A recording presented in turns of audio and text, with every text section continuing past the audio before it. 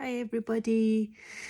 So that's us back from our little holiday in Bucky, and when I look back at some of the pictures from even just a week ago, um, well, in my head, God, I looked like shit. So, being able to see myself in the photos or on the video with a little bit of colour in my cheeks, it's a nice change, I guess, when you're living through kind of a health situation.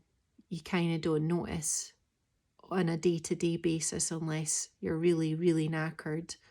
But it's not been until I've gone back and looked at some of the videos I realised how tired and fatigued and the toll that it was taking on my body. So it was really made such a difference being able to get away for 4 or 5 days, change of scenery, and just only really have walks, nice food, and doing hee-haw really for the rest of the time. And then my folks arrived for a couple of days, so we had a bit of a social with them, and they helped me out with a few bits and pieces. And we had a lovely meal at a place on the coast in Bucky called Bijou, to celebrate what would have been my last, or what is my last day in my chemotherapy program. So it was originally 12 weeks. I think it ended up being 14 or 15 weeks, just because of some of the delays. So last Thursday, if I was due to start another cycle, last Thursday was my last day of my rest week. So yeah, we had a nice meal to celebrate that. So thanks, Mum and Dad, for that one.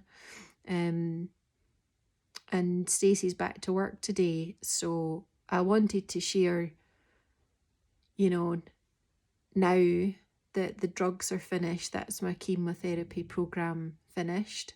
I've got my oncology doctor appointment on Thursday this week.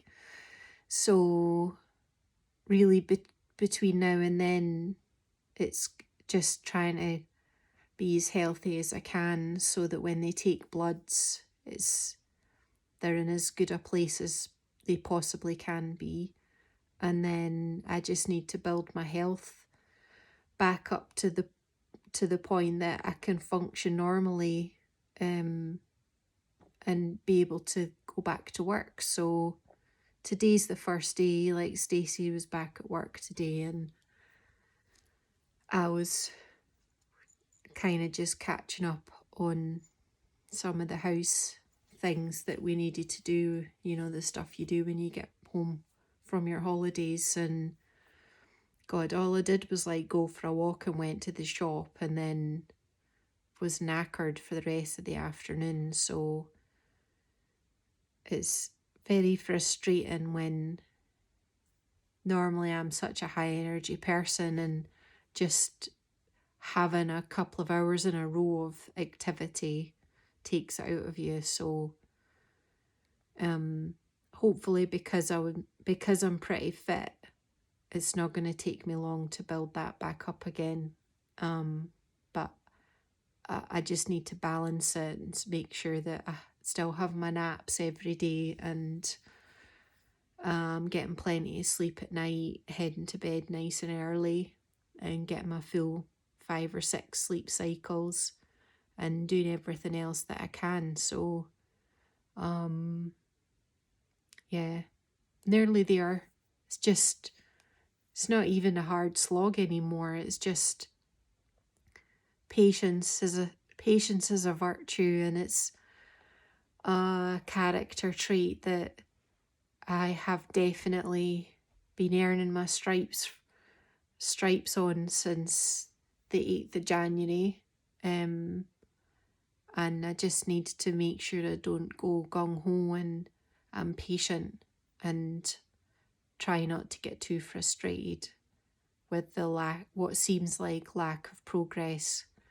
My expectations versus reality, sometimes there's a gap, and maybe I need to lower those on a day-to-day basis. I think there's a famous kind of saying that people always overestimate what they can do in a year and underestimate what they can do in 5 or 10 years. So maybe I need to lower my expectations on a daily, weekly, monthly, yearly basis, but keep what I can do to doing consistently so that over the long haul I achieve what I want to.